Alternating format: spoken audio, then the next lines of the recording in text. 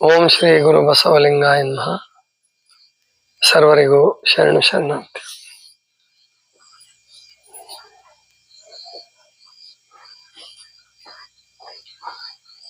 ಸಾವಿಲ್ಲದ ಕೇಡಿಲ್ಲದ ರೂಹಿಲ್ಲದ ಚಲ್ವಂಗ ನುಲಿದೆ ನಾವು. ಎಡೆಯಿಲ್ಲದ ಕಡೆಯಿಲ್ಲದ ತೆರಹಿಲ್ಲದ ಕುರುಹಿಲ್ಲದ ಚಲ್ವಂಗ ನುಲಿದೆ ನಾವು. ಭವವಿಲ್ಲದ ಭಯವಿಲ್ಲದ ನಿರ್ಭಯ ಚಲ್ವಂಗ ನುಲಿದೆ ನೀನು ಕೇಳ ತಾಯೇ. ಕುಲವಿಲ್ಲದ ಸೀಮೆಯಿಲ್ಲದ ನಿಸ್ಸೀಮ ಚಲ್ವಂಗ ನುಲಿದೆ. ಇದು ಕಾರಣ ಚನ್ನಮಲ್ಲಿಕಾರ್ಜುನ ಚಲ್ವ ಗಂಡ ನಿನಗೆ.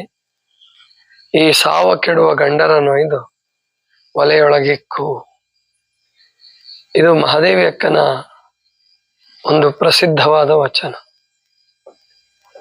ಮಹಾದೇವಿ ಅಕ್ಕ ವೈರಾಗ್ಯ ಮಾರ್ಗದಲ್ಲಿ ನಡೆಯುವಾಗ ಅದು ಸುಲಭವಾಗಿ ಇರಲಿಲ್ಲ. ಗುರುಲಿಂಗ ದೇವರ ಆಶೀರ್ವಾದ ಇತ್ತು. ಧರ್ಮಗುರು ಬಸವಣ್ಣನವರ ಪ್ರೋತ್ಸಾಹ, ಅವರ ದಿವ್ಯ ಆಶೀರ್ವಾದ ಎಲ್ಲವೂ ಇತ್ತು. ಆದರೂ ಕೂಡ ಉಡುತಡಿಯಿಂದ ಕಲ್ಯಾಣಕ್ಕೆ ಹೋಗುವ ಮುನ್ನ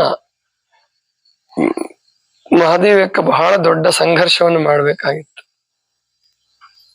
ಅಲ್ಲಮ ಪ್ರಭುದೇವರು ಮನೆ ಬಿಟ್ಟು ಹೋದ್ರು, ಅದು ಗೊತ್ತೇ ಆಗ್ಲಿಲ್ಲ. ಬಳ್ಳಿಗಾವಿಯನ್ನ ಬಿಟ್ಟು ದೇಶ ಸಂಚಾರ ಹೊರಟಾಗ ಪ್ರಾಯಶಃ ಅವ್ರಿಗೆ ಯಾವ ಅಡ್ಡಿ ಆತಂಕಗಳು ಇರಲಿಲ್ಲ, ಯಾರ ತಡೆಗೋಡೆಯೂ ಇರಲಿಲ್ಲ. ಆದ್ರೆ ಮಹಾದೇವಿ ಅಕ್ಕನಿಗೆ ಹಾಗೆ ಇರಲಿಲ್ಲ. ಮಹಾದೇವಿ ಅಕ್ಕ ಬಹಳ ಕಷ್ಟಪಡ್ಬೇಕಾಗಿ ಬಂತು. ಮೊದಲನೇದಾಗಿ ಆಕೆಯ ವಿದ್ಯೆ, ಆಕೆಯ ಸೌಂದರ್ಯ, ಅದೇ ಬಹಳ ದೊಡ್ಡ ತೊಡಕಾಗಿತ್ತು. ಬಹಳ ದೊಡ್ಡ ವಿದ್ಯಾವಂತರಾಗಿದ್ರು. ಹೆಣ್ಮಕ್ಳಿಗೆ ಆವಾಗ ಗುರುಕುಲಕ್ಕೆ ಕಳಿಸ್ತಿರ್ಲಿಲ್ಲ, ಮಠಕ್ಕೆ ಕಳಿಸ್ತಿರ್ಲಿಲ್ಲ. ಆದ್ರೆ ಗುರುಲಿಂಗ ದೇವರು, ಅವರ ಕ್ರಾಂತಿಕಾರಿ ಹೆಜ್ಜೆ, ಬಸವ ತತ್ವದ ಪ್ರೋತ್ಸಾಹ, ಮಹಾದೇವಿ ಅಕ್ಕ ಮಠಕ್ಕೆ ಹೋದ್ರು, ವಿದ್ಯಾಭ್ಯಾಸ ಮಾಡಿದರು. ಬಹಳ ಬೇಗ ಎಲ್ಲದರಲ್ಲೂ ಪಾರಂಗತರಾದರು. ಆದ್ರೆ ಹೆಣ್ಣು ಮಕ್ಕಳಿಗೆ ಉಂಟಾಗುವ ಸಹಜ ಕ್ರಿಯೆ, ಮೈ ನೆರೆಯೋದು, ಪುಷ್ಪವತಿ ಆಗೋದು, ದೊಡ್ಡವರಾಗೋದು ಅಂತ ಏನ್ ಹೇಳ್ತಾರಲ್ಲ, ಅದಾಗ್ತಿದ್ದಂಗೆ ಅವಾಗ ಬಾಲ್ಯ ವಿವಾಹ ಜಾರಿಯಲ್ಲಿತ್ತು ಭಾರತ ದೇಶದಲ್ಲಿ. ಎಲ್ಲಿ ಅಂದ್ರೆ ಸಾಮಾನ್ಯರಲ್ಲಿ, ಎಲ್ಲರೂ ಆತರ ಮಾಡ್ತಿರ್ಲಿಲ್ಲ. ರಾಜರುಗಳು, ಶ್ರೀಮಂತರುಗಳು ಮಕ್ಕಳಿಗೆ ವಿದ್ಯಾಭ್ಯಾಸ ಕೊಡಿಸ್ತಿದ್ರು, ಮನೇಲೆ ಎಲ್ಲ ವ್ಯವಸ್ಥೆ ಮಾಡ್ತಿದ್ರು. ಷೋಡಶ ಪ್ರಾಯ ಬರೋವರೆಗೂ ಮದುವೆ ಮಾಡ್ತಿರ್ಲಿಲ್ಲ, 16 ವರ್ಷ ಆಗೋವರೆಗೂ. ಆದ್ರೆ ಸಾಮಾನ್ಯ ಜನರಲ್ಲಿ, ಮಧ್ಯಮ ವರ್ಗದವರಲ್ಲಿ ಮದುವೆ ಮಾಡ್ಲೇಬೇಕಾಗಿತ್ತು. ಬಾಲ್ಯ ವಿವಾಹನ ಇರ್ತಿತ್ತು. ಎಷ್ಟೋ ಸಾರಿ ತೊಟ್ಲಲ್ಲೇ ನಿಶ್ಚಯ ಆಗೋಗ್ಬಿಡ್ತಿತ್ತು. ಅಂತಹ ಕಾಲನೂ ಇತ್ತು. ಮಹಾದೇವಿ ಅಕ್ಕನಿಗೆ ಅಂತ ಏನು ಒತ್ತಾಯ ಇರ್ಲಿಲ್ಲ ಅವಾಗ, ಅಂದ್ರೆ ದೊಡ್ಡವಳಾಗೋವರೆಗೂ. ಯಾವಾಗ ಆಕೆ ವಯಸ್ಕಳಾದಳೋ, ಲಿಂಗಮ್ಮಂದು ಒಂದೇ ಬೇಡಿಕೆ, ತಾಯಿ ಲಿಂಗಮ್ಮ ಮಗಳಿಗೆ ಮದುವೆ ಮಾಡ್ಬೇಕು. ಗುರುಗಳ ಹತ್ರ ಗುರುಗಳು ಹೇಳಿದ್ರು. ಮಹಾದೇವಿ ಅಕ್ಕ ವೈರಾಗ್ಯದ ಮಾತುಗಳನ್ನ, ಓಂಕಾರ ಶೆಟ್ಟಿ, ಲಿಂಗಮ್ಮ ಇಬ್ರು ಒಂದ್ ದಿವಸ ಕರೆದು ಮಾತಾಡುವಾಗ ಸೇರಿ ಮಾತಾಡ್ತಾರೆ. ಯಾರೋ ನೋಡಕ್ ಬಂದಿರ್ತಾರೆ. ನೋಡಕ್ ಬಂದವ್ರನ್ನ ಓಂಕಾರ ಗೊತ್ತಿಲ್ದಂಗೆ ಸಾಗ ಹಾಕ್ಬೇಕು ಅಂದ್ರೆ ಸಾಧ್ಯ ಆಗಲ್ಲ. ಲಿಂಗಮ್ಮನಿಗೆ ಗೊತ್ತಾಗ್ಬಿಡುತ್ತೆ. ಅವ್ರನ್ನ ಊಟ ಮಾಡಿಸಿ ಕಳಿಸಿ, ಸರಿ ಮುಂದಿನ ವಿಚಾರವನ್ನು ನಾವು ತಿಳಿಸ್ತೀವಿ, ಹೋಗ್ ಬನ್ನಿ ಅಂತ ಕಳಿಸ್ತಾರೆ. ಆಗ ಆಕೆ ಒಂದೇ ವರಾತ, ಹೋಗಿ ನೋಡ್ಕೊಂಬನ್ನಿ, ಹೊಂದಿಕೆ ಆದ್ರೆ ಮಾಡ್ಬಿಡೋಣ. ಅವರು ಬಹಳ ದೊಡ್ಡ ಶ್ರೀಮಂತರಂತೆ, ಬನವಾಸಿ ಮಹಾಲಿಂಗ ಶೆಟ್ರು. ಅವರಿಗೆ ಒಬ್ಬನೇ ಮಗನಂತೆ. ಇದು ಲಿಂಗಮ್ಮನ ಪ್ರಲಾಪ ಶುರುವಾಯ್ತು. ಸರಿ, ಓಂಕಾರ ಏನ್ ಮಾಡ್ಬೇಕು ಇವಾಗ? ಎರಡು ದೋಣಿಯ ಮೇಲೆ ಕಾಲಿಟ್ಟು ಪ್ರಯಾಣ ನಂದು.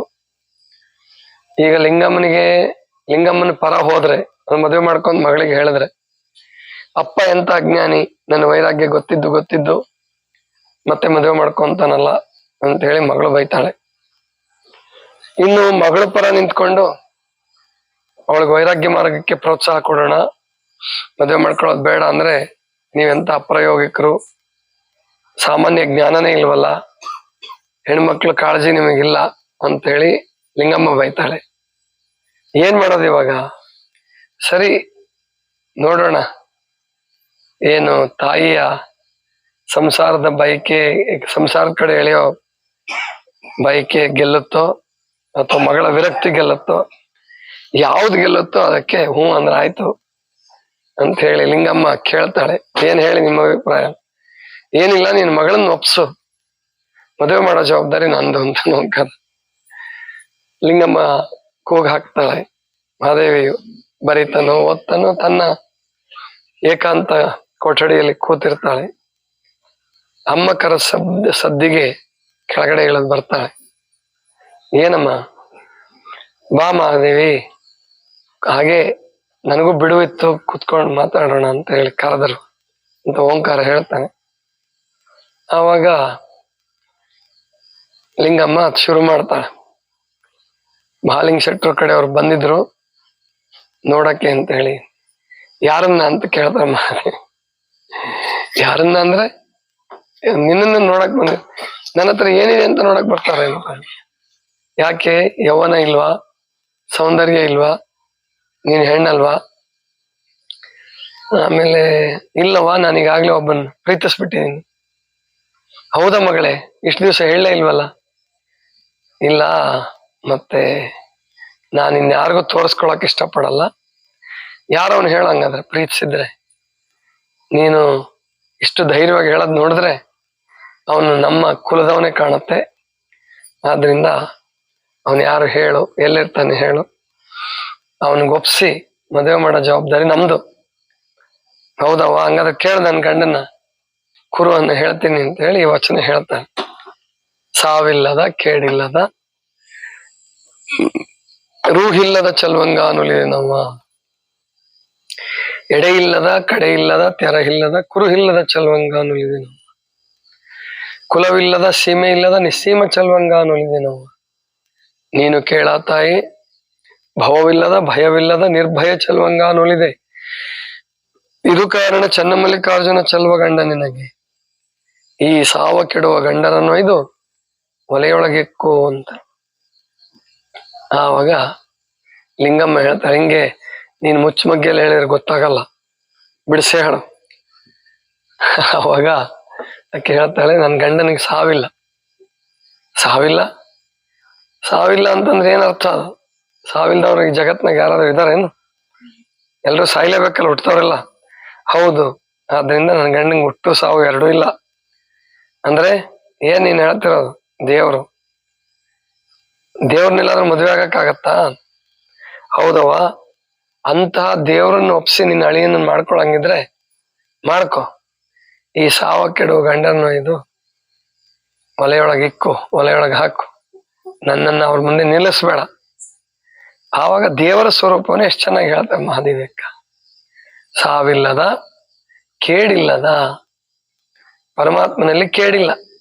ಇದು ಬಹಳ ನಾವು ನೀವೆಲ್ಲ ತಿಳ್ಕೊಬೇಕಾದ ಶಬ್ದ. ಏನಂದ್ರೆ ಸಾಮಾನ್ಯವಾಗಿ ಮನುಷ್ಯ, ಅದರಲ್ಲೂ ಈ ಪೂಜೆ ಮಾಡೋರು, ಪ್ರಾರ್ಥನೆ ಮಾಡೋರು, ಧ್ಯಾನ ಮಾಡೋರು, ತಮಗೇನಾದ್ರು ಕೆಟ್ಟದ್ದಾದ್ರೆ, ಕೆಡಕಾದ್ರೆ ಅದಕ್ಕೆ ದೇವ್ರ ಕಾರಣ. ನಾವಿಷ್ಟೆಲ್ಲ ಮಾಡ್ತಾ ಇದ್ದೀವಿ, ದೇವ್ರು ನನ್ನನ್ನ ಕಾಪಾಡ್ತಾ ಇಲ್ಲ ಅಂತ ಹೇಳಿ ತಕರಾರು ಮಾಡೋರು ಬಹಳ ಜನ. ಅಂದ್ರೆ ಅವ್ರೇನ್ ತಿಳ್ಕೊಂಡಿರ್ತಾರೆ ಅಂದ್ರೆ ಅರೆಬರೆ ಭಕ್ತರು, ಭಕ್ತರಿಗೆ ಏನೂ ಕಷ್ಟ ಬರಬಾರ್ದು.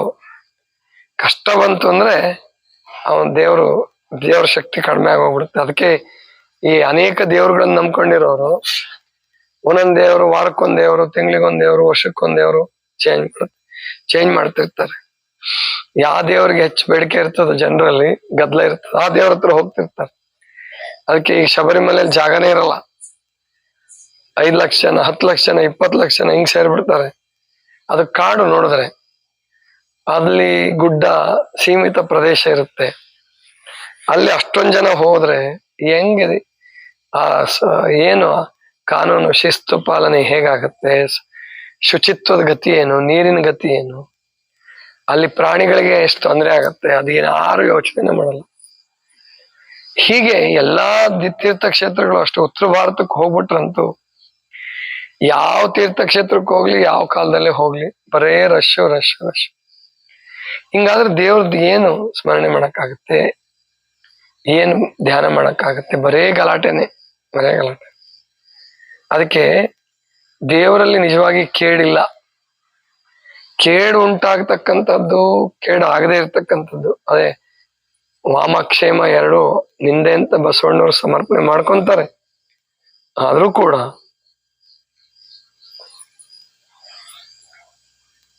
ದೇವರಲ್ಲಿ ಕೇಳಿಲ್ಲ. ಯಾಕಂದ್ರೆ ಅವನು ನಿತ್ಯ ಸತ್ಯ ಮತ್ತು ನಿತ್ಯ ತೃಪ್ತ, ನಿತ್ಯ ಮಂಗಳ.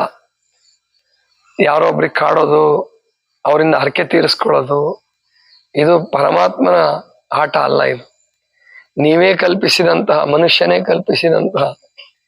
ಈಗೇನು ಸುವರ್ಣಮ್ಮರು ಹಾಡಿದಾರಲ್ಲ, ಶಿಲ್ಪಿಯೊಬ್ಬ ಕೆತ್ತಿದನು ಕಲ್ಲಿನಲ್ಲಿ ಶಿವನ, ವೈದಿಕನು ಕೂಡಿದನು ದೇಗುಲದಿ ಅವನ.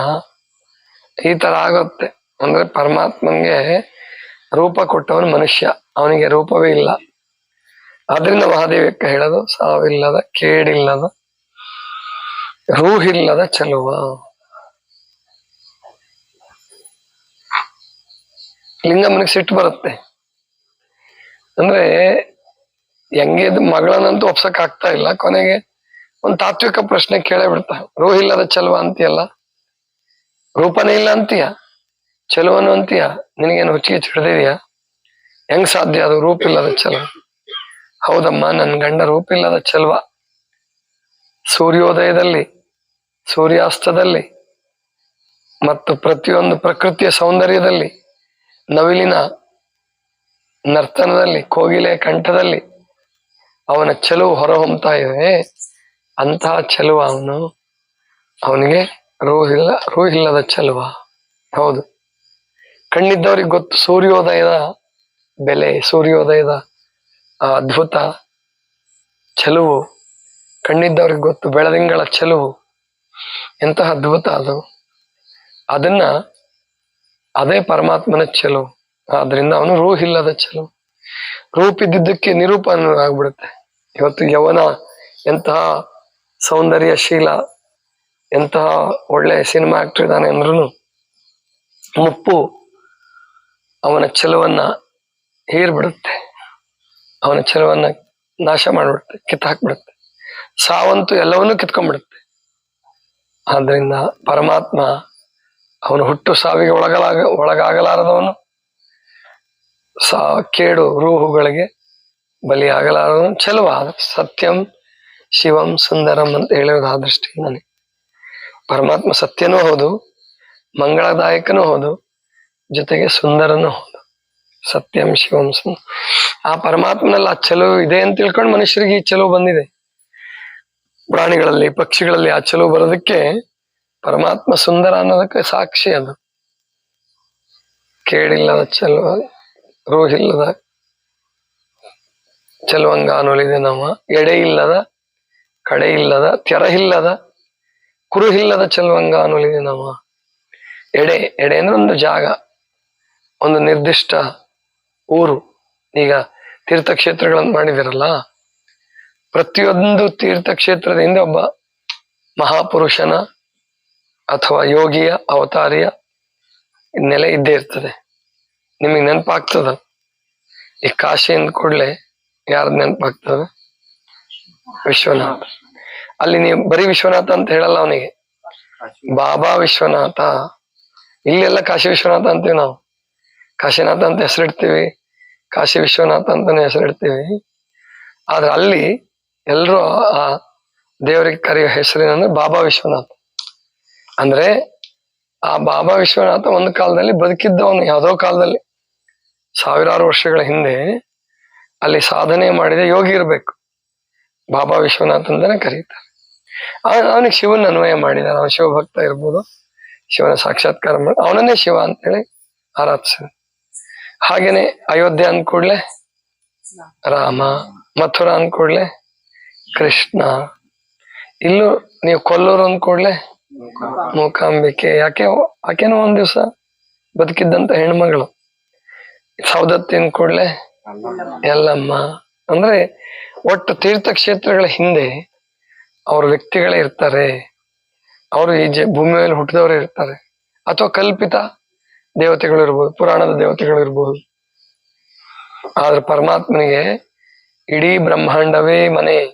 ಅವನಿಗೆ ಗುಡಿ ಕಟ್ಟಕ್ ಬರಲ್ಲ. ಇಡೀ ಬ್ರಹ್ಮಾಂಡ ಅಂದ್ರೆ ಬರೀ ಭೂಮಿ ಅಲ್ಲ, ಬರೀ ಸೌರಮಂಡಲ ಅಲ್ಲ, ಇಂಥ ಅನಂತ ಕೋಟಿ ಬ್ರಹ್ಮಾಂಡಗಳಿದಾವೆ. ಅವೆಲ್ಲವೂ ಅವನ ಮನೆಗಳೇ. ಆದ್ರಿಂದ ಅವನೊಂದು ಸೀಮೆಗೊಳಗಾದ. ಎಡೆ ಅಂದ್ರೆ ಜಾಗ. ಎಡೆ ಕೊಡೋದು ಅಂದ್ರೆ ಎಲ್ಲರೂ ಸುಲಭ ಮಾಡ್ಕೊಂಡ್ಬಿಟ್ಟಿದ್ದಾರೆ ಇವಾಗ. ಏನ್ ಅಡಿಗೆ ಮಾಡಿದ್ರಲ್ಲ ಒಂದಿಷ್ಟು ಪಾಲು ತೋರಿಸಿ ತಾವೇ ತಿನ್ನೋದು ಕೊನೆಗೆ, ಗೊತ್ತಾಯ್ತಲ್ಲ. ಇಲ್ಲಿ ನಮ್ಮ ಉತ್ತರ ಕರ್ನಾಟಕದಲ್ಲಿ ಒಂದು ತಮಾಷೆ ನೋಡಿದೆ ನಾನು ಬಂದ್ಮೇಲೆ. ಈ ಸಲ್ಕಿನ ಕೊಪ್ಪದಲ್ಲಿ ಇದ್ದಾಗ ಇಲ್ಲೂ ಎಲ್ಲ ಕಡೆನೂ ಅದಿದೆ ಅಂತ ಕಾಣುತ್ತೆ. ಹೋಳಿಗೆ ಮಾಡ್ತಾರಲ್ಲ, ಈ ಒಂದ್ ಊರಲ್ಲಿ 3-4 ದೇವಾಲಯಗಳಿರ್ತವೆ, 4-5 ದೇವಾಲಯಗಳಿರ್ತವೆ. ಎಲ್ಲವಕ್ಕೂ ಎಡೆ ಕೊಡ್ಬೇಕಲ್ಲ. ಅಕಸ್ಮಾತ್ ಮನುಷ್ಯರು ತಿನ್ನೋ ತರನೇ ಹೋಳಿಗೆ ದೊಡ್ಡವ್ ಮಾಡ್ಬಿಟ್ರೆ ಹಾಕಿದ ಬೆಳೆ ಎಲ್ಲ ಎಡೆ ಕೊಡಕ್ಕೆ ಮುಗ್ದೋಗ್ಬಿಡುತ್ತೆ. ಅದಕ್ಕೆ ಏನ್ ಮಾಡ್ತಾರೆ, ಆ ಎಡೆ ಕೊಡೋ ಹೋಳಿಗೆ ಬೇರೆ ಇರ್ತಾವ ನೋಡಿದಾರ, ಅವು ಇಷ್ಟೇ ಇರ್ತಾವ. ಮನುಷ್ಯರು ತಿನ್ನೋ ಹೋಳಿಗೆ ಇಷ್ಟಗಳು ಇರ್ತವೆ. 2 ಕೈ ಚಾಚು ಹೆಚ್ಚು ಇದ್ ಮಾಡ್ಬೇಕು, ಕುಡಿಸ್ಬೇಕು, ಅಷ್ಟು ದೊಡ್ಡದಿರ್ತದೆ. ಅದೇ ಎಡೆಗೆ ಹೆಂಗ್ ಕಡೆ ಇಟ್ಟಿರ್ತಾರಲ್ಲ, ನಮ್ಮ ಮಠಕ್ಕೆ ಎಡೆ ತರ್ತಿದ್ರು ಸಲ್ಕಿನ ಗುಡ್ಡಲ್ಲಿದ್ದಾಗ. ಅವಾಗ ನೋಡ್ತಿದ್ದೆ ಇಷ್ಟಿಷ್ಟೇ ಒಳಗೆ. ಅಂದ್ರೆ ಅಲ್ಲೂ ಕೂಡ ನಾವು ಮ್ಯಾಥಮೆಟಿಕ್ಸ್, ಎಕನಾಮಿಕ್ಸ್ ಉಪಯೋಗಿಸ್ತೀವಿ. ಅಂತಂದ್ರೆ ಹೆಂಗ್ ಹೊಲಿಬೇಕು ದೇವರು.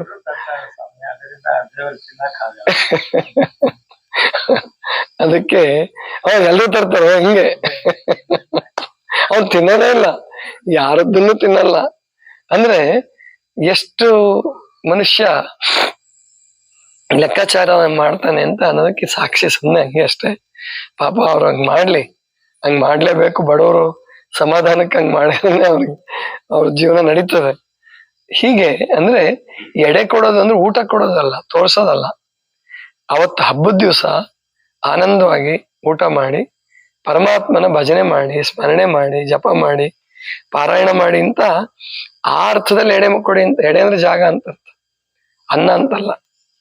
ಎಡೆ ಇಲ್ಲದ, ಕಡೆ ಅಂದ್ರೆ ಕೊನೆ. ಈಗ ನಮಗೆಲ್ಲ ಕೊನೆ ಇದೆ. ಎಷ್ಟೇ ವರ್ಷ ಬದುಕ್ಲಿ, 110 ವರ್ಷ ಬದುಕ್ಲಿ, 111 ವರ್ಷ ಬದುಕ್ಲಿ. ಈಗ ಒಬ್ರು ಸ್ವಾಮೀಜಿ ಇದ್ದಾರೆ, ಶಿವಾನಂದ ಸ್ವಾಮೀಜಿ ಅಂತ.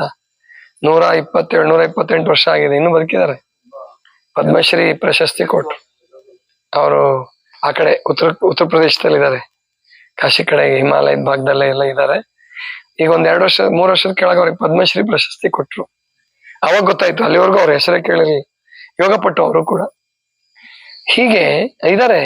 ಇನ್ನು ನೀವು ಹಿಮಾಲಯದಲ್ಲಿ ಹುಡ್ಕೊಂತ ಹೋದ್ರೆ 200, 300, 400 ವರ್ಷ ಬದುಕಿರೋರು ಇದ್ದಾರೆ. ಆದ್ರೂ ಕೂಡ ಎಲ್ಲರಿಗೂ ಕಡೆ ಇದೆ, ಪರಮಾತ್ಮನಿಗೆ ಮಾತ್ರ ಕಡೆ ಇಲ್ಲ. ಎಡೆ ಇಲ್ಲದ, ಕಡೆ ಇಲ್ಲದ, ತೆರ ಇಲ್ಲದ, ಕುರು ಇಲ್ಲದ ಚಲುವಂಗ ಅನ್ನೋದು. ತೆರವು ಅಂದ್ರೆ ಪೊಳ್ಳು. ಈಗ ಪೊಳ್ಳು ಜಾಗ ಇರ್ತದೆ. ಈಗ ನಾನು ಇಲ್ಲಿ ಕೂತಿದ್ದೀನಿ, ನೀವು ಅಲ್ಲಿ ಕೂತಿದ್ದೀರ, ಮಧ್ಯೆ ಜಾಗ ಇದೆ, ಪೊಳ್ಳು ಜಾಗ. ಗೊತ್ತಾಯ್ತಲ್ವಾ? ಹಾಗೆ ಪರಮಾತ್ಮ ಹಾಗೆ ಬಿಟ್ಟು ಇಲ್ಲ. ಅಣುರೇಣು ತೃಣಕ ಅಷ್ಟದ ಆದಿಯಾಗಿ ಎಲ್ಲದರಲ್ಲೂ ಅವನ ಅಸ್ತಿತ್ವ ಇದೆ. ತೆರೆ ಇಲ್ಲದ, ಕುರು ಇಲ್ಲದ. ಪರಮಾತ್ಮನಿಗೆ ಯಾವ ಕುರು ಇಲ್ಲ. ಹೆಣ್ಣಲ್ಲ, ಗಂಡಲ್ಲ, ಪ್ರಾಣಿ ಅಲ್ಲ, ಪಕ್ಷಿ ಅಲ್ಲ, ಯಾವುದೂ ಕೂಡ ಅವನಿಗೆ ಕುರು ಅಲ್ಲ. ತೆರ ಇಲ್ಲದ, ಕುರು ಇಲ್ಲದ ಚಲುವಂಗ ಅನ್ನೋಲಿದೆ ನಮ್ಮ.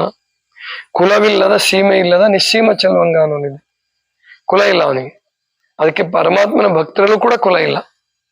ಯಾಕೆ ನಮ್ಮ ಮಹಾಮನೆ ಒಳಗಡೆ ಜಾತಿ, ಕುಲ, ಗೋತ್ರ ಏನು ಕೇಳಲ್ಲ. ಎಲ್ಲರಿಗೂ ಬಂದವರಿಗೆಲ್ಲ ಪ್ರವೇಶ ಇದೆ. ಯಾಕೆಂದ್ರೆ ಬಸವಣ್ಣವ್ರ ಮಹಾಮನೆಯಲ್ಲೂ ಹಂಗೆ ಇತ್ತು.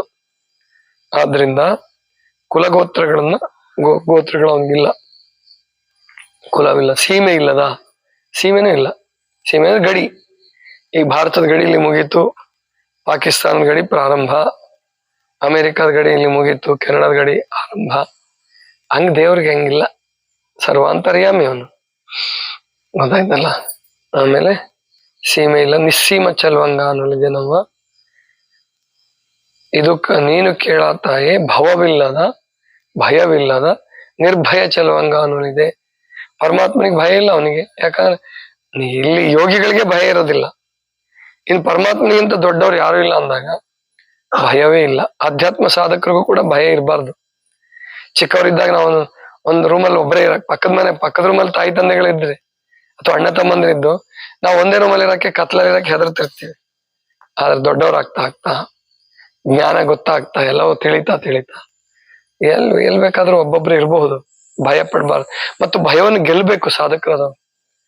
ನಮ್ಮನ್ನ ಯಾವ್ದ ಭಯ ಕಾಡ್ತಿರ್ತದೋ ಅದ್ರ ವಿರುದ್ಧನೇ ನಾವು ಬದುಕಿ ಭಯಕ್ಕೆ ನಾವು ಭಯವನ್ನು ಗೆಲ್ಲಲೇಬೇಕು. ಭಯವಿಲ್ಲದ ನಿರ್ಭಯ ಚಲುವಂಗ ಅನ್ನೋ ಭವವೂ ಇಲ್ಲ. ಹುಟ್ಟು, ಭವ ಅಂದ್ರೆ ಹುಟ್ಟು, ಸಾವು. ಈ ಹುಟ್ಟು ಅನ್ನುವಂಥದ್ದು ಸಾವನ್ನು ಬೆನ್ನಿಗೆ ಕಟ್ಕೊಂಡೇ ಬರ್ತದೆ. ಪರಮಾತ್ಮನಿಗೆ ಭವವೂ ಇಲ್ಲ, ಭಯವೂ ಇಲ್ಲ, ನಿರ್ಭಯ ಚಲುವ. ಇದು ಕಾರಣ ಚನ್ನಮಲ್ಲಿಕಾರ್ಜುನ ಚಲುವ ಗಂಡ ನಿನಗೆ, ಈ ಸಾವ ಕೆಡುವ ಗಂಡನನ್ನು ಇದು ಒಲೆಯೊಳಗಿಕ್ಕು ಅಂತ ಹೇಳ್ತಾರೆ. ಇದಿಷ್ಟು ಇವತ್ತಿನ ಚಿಂತನ. ಸರ್ವರಿಗೂ ಶರಣು ಶರಣ.